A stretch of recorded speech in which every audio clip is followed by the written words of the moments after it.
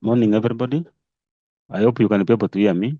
Welcome all for this webinar. This time, I hope we will not be let down.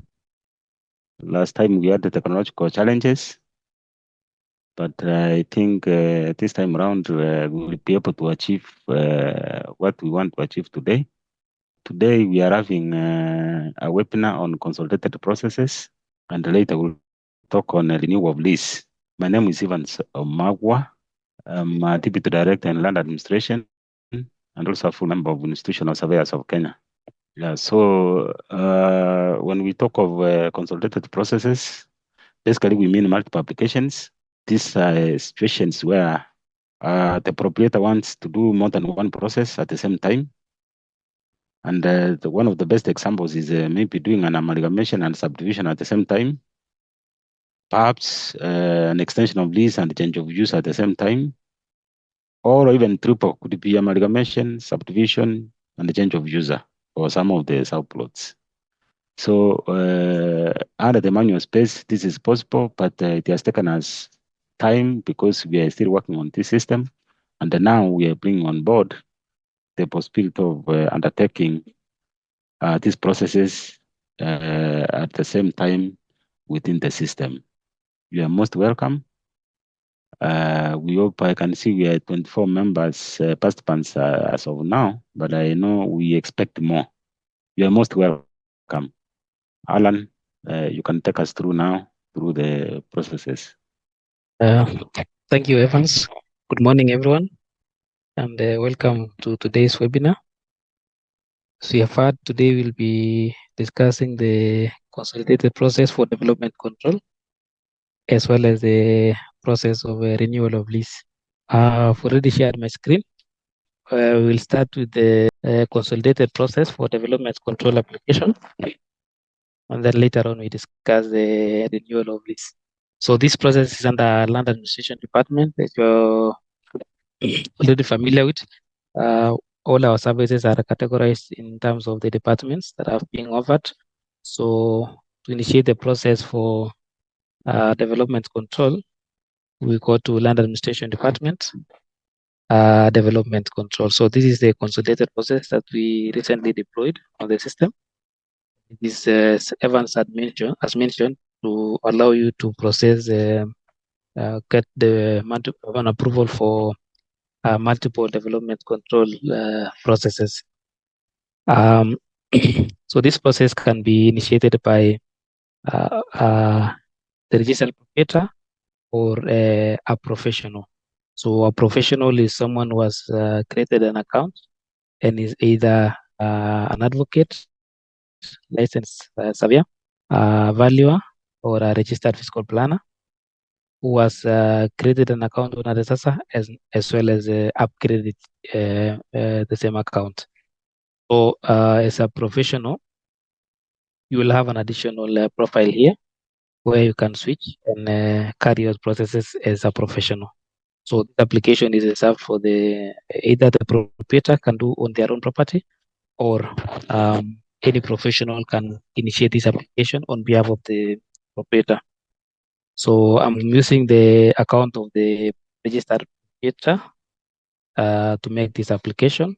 So go ahead and click on new application. I think we mentioned this one before. When you navigate to any service that we have these tabs where we list all your applications depending on the status. The pending tab is for the applications that you've initiated, and they're still pending some action from your side as the applicant or the parties involved in the application. And the ongoing ones are the ones that you have submitted. They're being processed by the department. The completed ones are the ones that have been approved. Cancelled ones are the ones that you've cancelled the applicants, and the rejected ones are the ones that have been rejected by the ministry for one reason or another. So you can go ahead and click on new application so that we make a new application. And the first page here is the frequently asked questions. Is again a practice that we have in all our services. This one is to allow you to get the commonly asked questions on the process, to understand what the process is, the actors as well as the requirements for that particular process that you are doing. So you can have a look at that, and then you click on next. The next page here is the application details page. So the first thing we are asking for here is the process name. So this way you will select the processes that you are doing on this particular property. So you will select the ones that you are carrying out. So by the time you're coming to make this application, you already have an approval from the county in form of the Blue DC8 or the PPA2 for the ones that was done before the new act, the new planning fiscal planning act. So you select the processes depending on the approval that you have. So for our case today, we'll proceed with the subdivision and change of user. So I'll proceed with subdivision, and then you click on add, and then you need to select the second process that you are doing, and it's change of user. So we are doing subdivision and change of user. So it's also possible to combine maybe three. So it could be you are doing an extension of lease, subdivision, and change of user. That is also possible. So I've selected these two because today we'll do subdivision and change of user. The next thing here is the parcel details. So you need to provide the parcel number where you are doing this subdivision.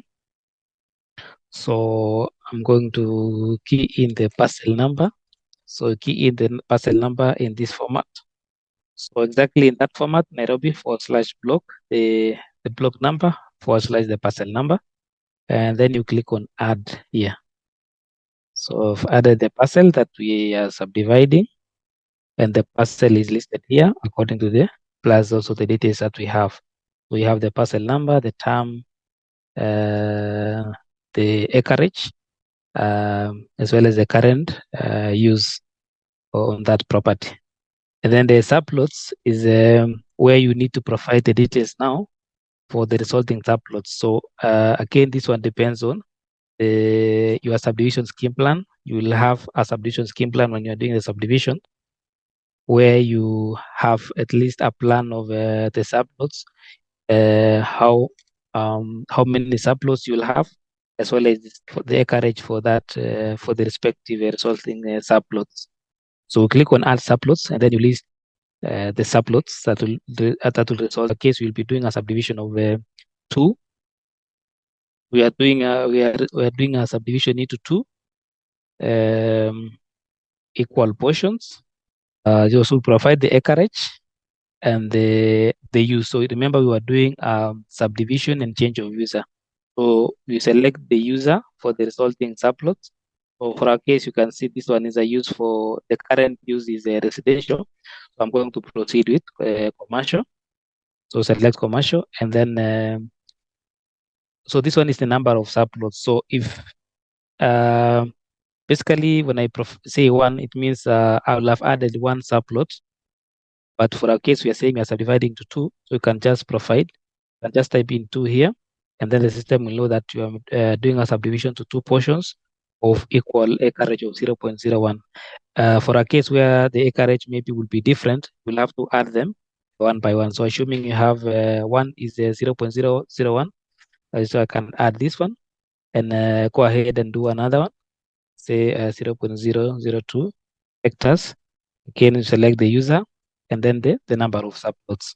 So, but if there's of similar acreage, you can proceed and key in all of them here. If there was 10 subplots of the same acreage, you can just type in 10, and then the system will list all the 10 subplots. So the subplots that will result in the subdivision will be 2. The first one will have a 0.01 hectares and of commercial use. The other one is 0.002 hectares, also commercial. So we list all the subplots that you've provided. The next, the other details here is the PPA2 reference number. So it's the PPA2 or the Bluebird DC8. So you give the reference number on that document as indicated in that document, and the date of issuance of the PPA2 or the Bluebird DC8. So again, that is in the information on that document. We just capture that date. The land status, you can just describe the current development on that property. Can just say undeveloped or describe the nature of developments that is on that property. So that is the application details page. We also have additional information. You can, it's a box that is we've provided for any additional information that you feel is will be relevant to this application in terms of processing it. So you can provide, but it's also optional. But so you do that and then you click on next. The next page here is a documents page. So you need to attach the documents required for this process. So you need to provide the documents required for this application, and you can see here we have these documents that are common across the development control applications. Then we have the ones that are specific to subdivision process, and the ones that are specific to the change of user. So you attach all the documents here, sample document. So just allow me to attach in PDF. So, but you must have a scanned one in PDF. Once you have attached all the mandatory documents, we also have a place here for additional documents. So if there's any additional documents you want to attach, you can key in the document name, maybe ID, and then you attach the document, and it will be listed here as an additional document. So that is the documents page, and then the final page here is the verify details page, where you will be able to see the details that you've captured. So we are doing a consolidated for subdivision and change of user. We have the parcel number that we provided that we are subdividing, as well as the subplots that we've indicated that system will. So we are going to do subdivide to 2. And then we have the details for the approval letter, that is the PPA2s, the current status. So you can see the details that you've captured. If there's anything you need to capture, you can navigate to the page and you'll be able to update. Sorry, while we are still on the documents, I would like to clarify that we need to attach relevant documents and ensure that they're clear and relevant documents put in the correct portal that you're supposed to attach them. Okay, thank you, Evans. Can proceed and submit this application now.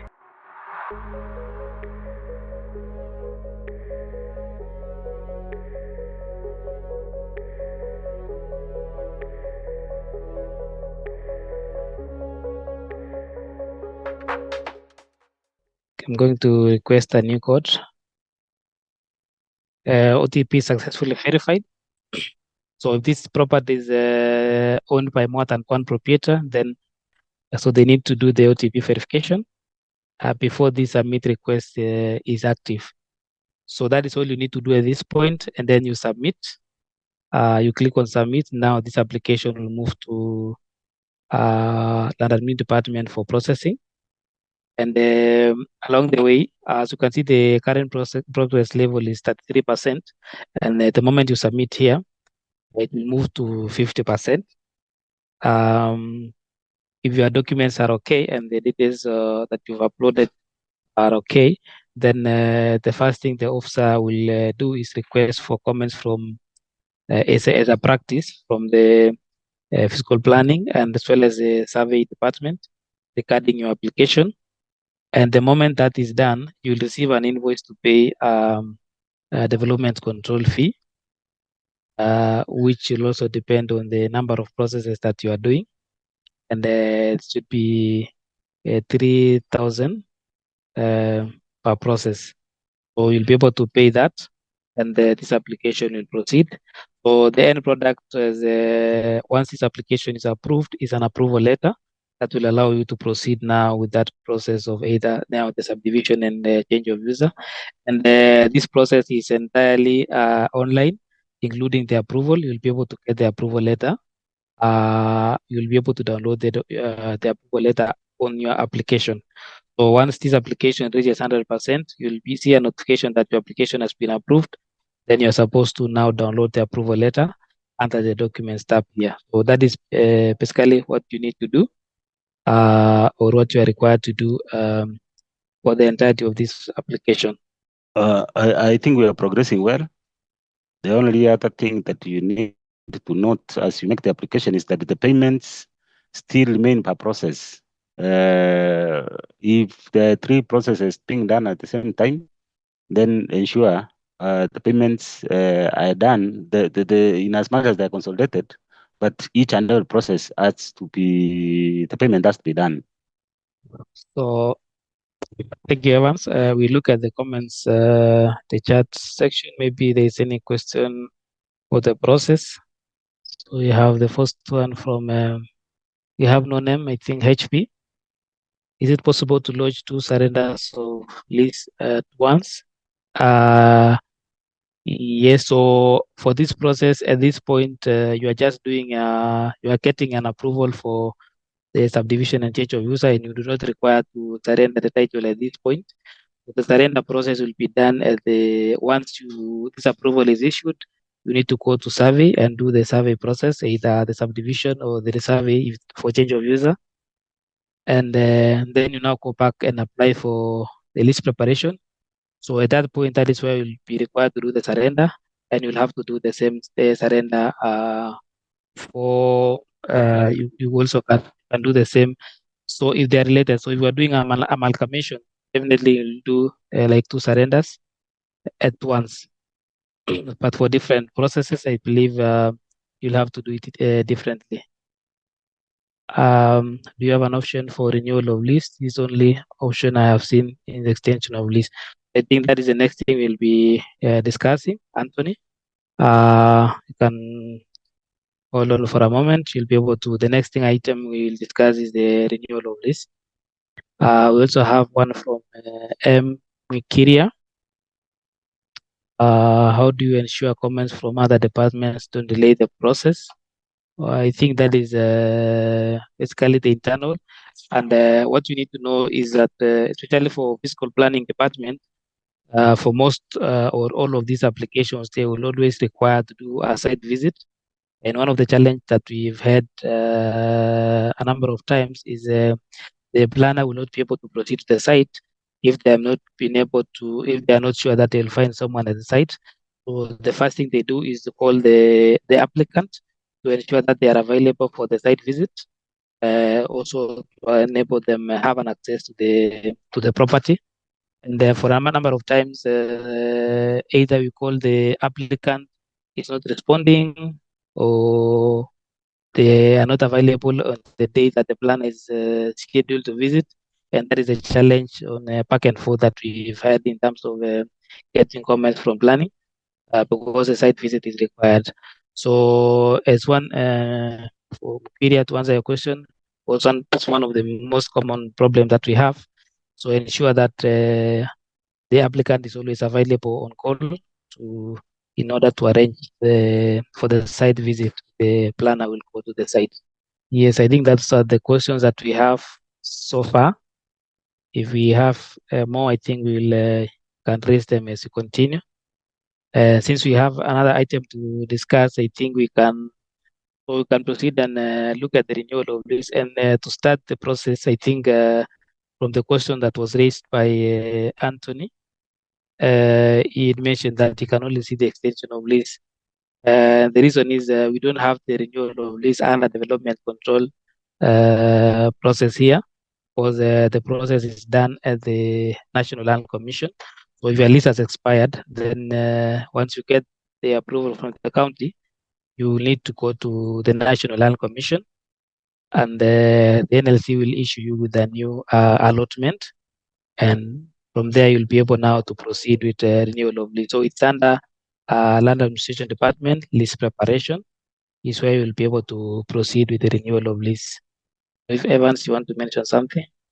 A small clarification, dear participants. Sometimes there's an element of confusion when we talk of renewal of lease and extension of lease. It's good to come out clear that when we talk of renewal of lease, then the lease that was existing has expired. So the key word here, the issue here is expiry of the lease that was existing. While when we talk of extension of lease, that means there are a few years that are remaining for the lease to expire.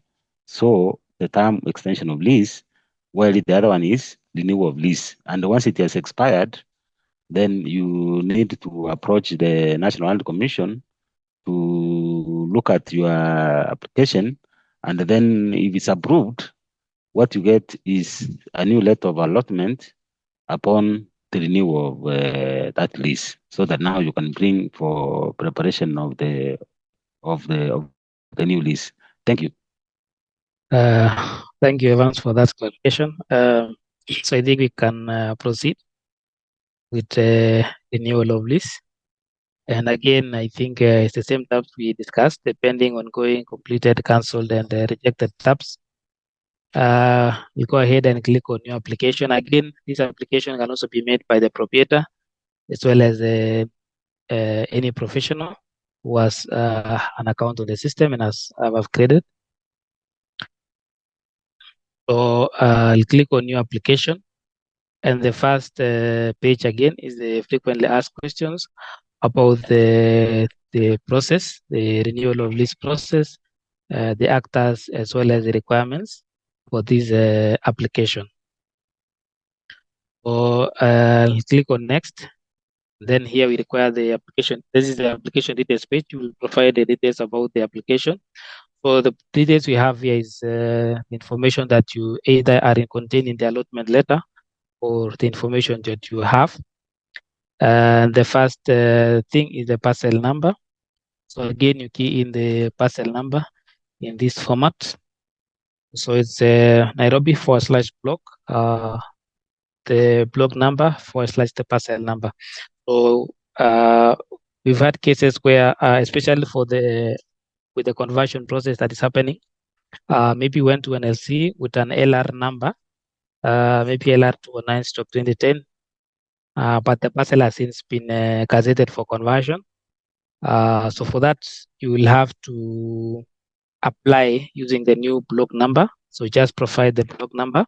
So if your allotment letter from NLC reads the LR number, you just get the converted number and provide that one in your application. And then do you have the allotment reference number? That is also information on the allotment letter. And then additional details. So you can provide any additional information about the property. If it is an LR, for example, maybe you just tell us it was originally LR 9, like that. So the additional information, and then the ownership type for the beneficiary. So again, who owns the property? So it has to be the people where usually the person addressed on the allotment letter. So you key in you need to have the Ardhisasa ID. So if it's the sole proprietorship, proceed with sole. Joint is where they own it jointly, as maybe two, husband and wife. Proprietors in common, where they own it in common. So for these two, you'll have to provide the details for all the proprietors. But for application, you can proceed with the option for sole proprietorship.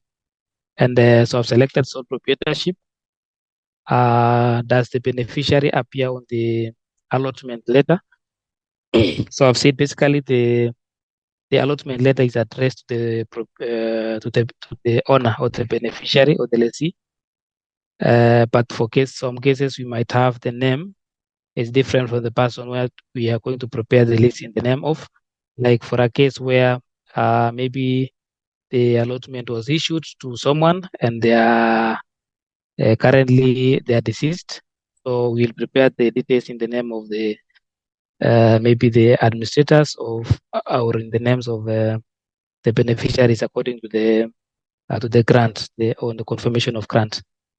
So that is why we have these two options. So if you say yes, no, then you provide the grounds for change, either letters of administration, grant of will, or there's a court order, and then you proceed now and capture the details for the beneficiary. So if you go with these options and ensure that you have attached the relevant documents to support that, like the confirmation of grant or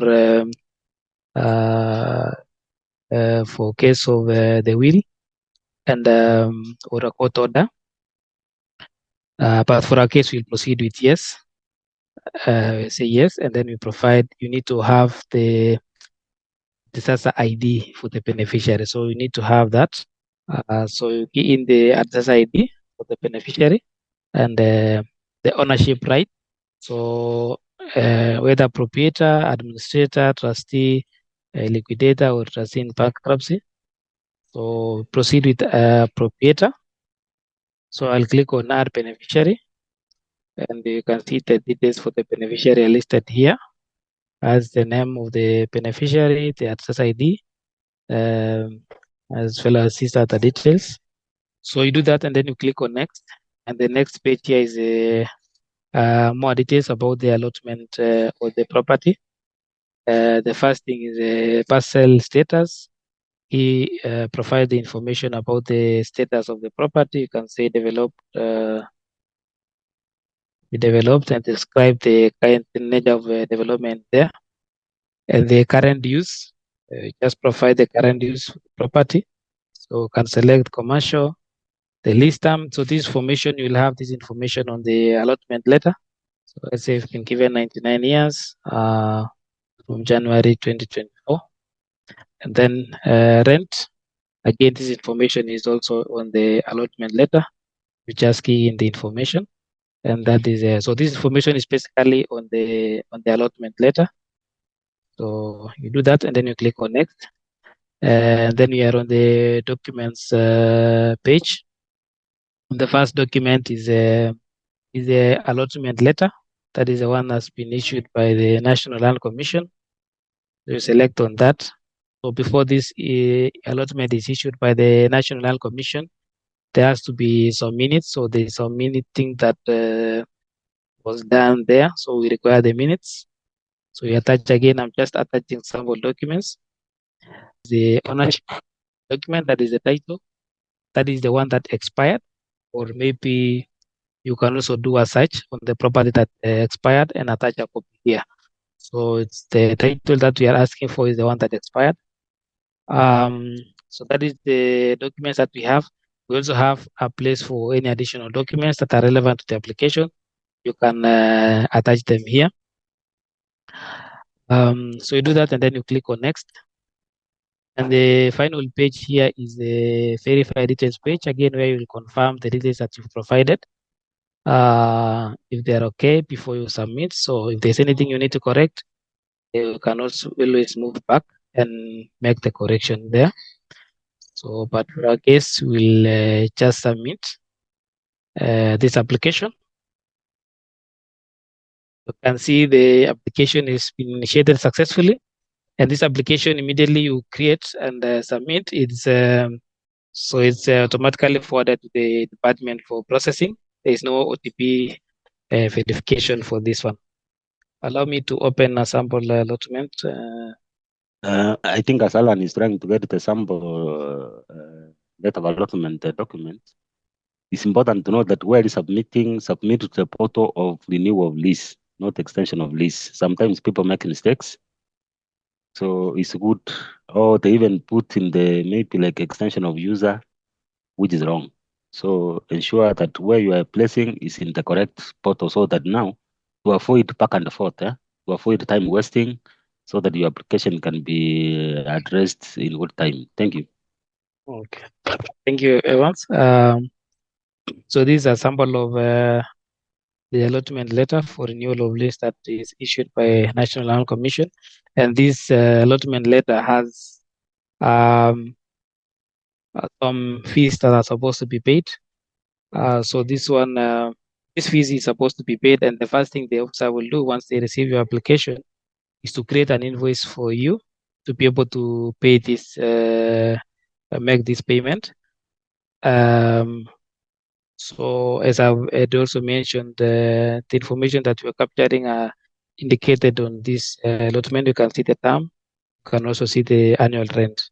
So the officer has to create an invoice for you to be able to pay this. So the moment, once you receive this allotment, first of all, you need to make the application to enable you to pay. You don't pay first till an invoice has been generated within the application that you are doing. So my colleague will just very quickly generate an invoice for us to pay. And then once you pay the invoice, you will also submit the application again back for processing.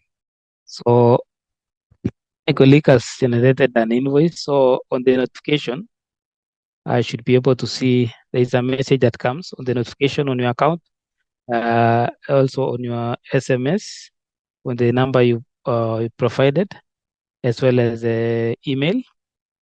So that is the notification about an invoice that has been generated. So I'll just go back to the application and it moves from ongoing to pending tab. So it means it requires our action and it's for us to pay the invoice.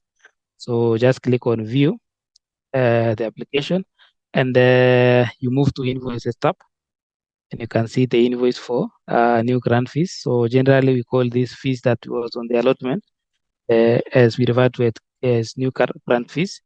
And when you look at the invoice, it contains the registration fee, the rent, as well as the stand premium, among other fees that are laid on that allotment letter. So just proceed and mock the application, mock the payment to enable us to proceed. So I've paid the 35.50. You can see the application is still on your side. So we allow you at this point, after paying, to be able to update any information that you have provided before. So we've had cases where maybe the property is owned by supposed to be owned by two people, and once you are making an application, maybe you indicated one person, we'll still have a room here to make that correction. So once you pay, we allow you to look at the application again, and we have a place where you can update the beneficiary. So you can update beneficiary, but if they are okay, you can click on process and this application will be resubmitted to the department. So you can see it's waiting submission. So click on process, but basically you need to click on this process button. So again, this is another thing that is common for all our list preparation applications of doing either change of user, subdivision, allotment, renewal of lease, all those ones. Once you receive an invoice to pay the new grant fees, you need to move to the list tab and update the details of the beneficiaries. And then you click on this process button for the application to be submitted. That is all you need to do at this point. So this application, once you make the second submission, it will go back to land admin department again for processing. And once it has been approved, it will come back to you now for execution.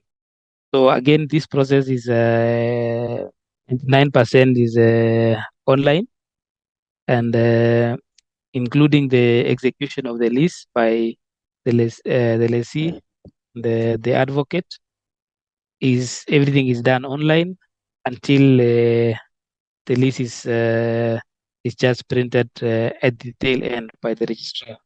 Our application will go to land admin for processing. Once it has been approved by the director, you will receive a notification. So once it has been approved by the director and admin, you will receive a notification again. So at this point, I'm going to view the application, and you can see the progress for this one is 82%. And at this point, you can see when you go to leases, you'll be able to see the details of the lease document that will be generated. So when you view lease details, we will show you the information that we have on the list. So the first section here is the beneficiary. You can see the beneficiary. And on the list details, you'll see the details that are contained in the list document, including the acreage, the land use, the tenure, the land rent, as well as the special conditions on that list document. So you have a look at this document, have a look at this information before you proceed and sign. So it's for you to check first before you before you proceed with the signing of that document. So once this application has been approved by the director, again, I've said you'll receive a notification that you need to add an advocate. So I'm going to the list tab. When you view the application against the name of the beneficiary, we have an action button here, which is add person to execute. So we need to, first of all, indicate the person that will execute for this beneficiary. So again, this is an individual. So when I click on add person to execute, I have two options. One is self. The other one is the other option I have is an attorney. For a case where it's a company, the options here will be different. We'll have an option for the director to sign or power or an attorney, and also for those special entities like the government agencies, the NGOs, those ones that are not registered by the Business Registration Service, they'll have an additional option for appointed signatories. For our case, we'll proceed with self, and then you click on save. Once you do that, you've added person to execute.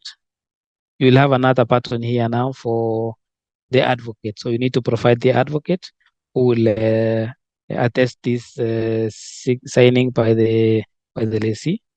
So you key in, you click on advocate, and then you're supposed to key in the Ardhisasa ID for the advocate. So you key in the Ardhisasa ID for the advocate, and then click on search.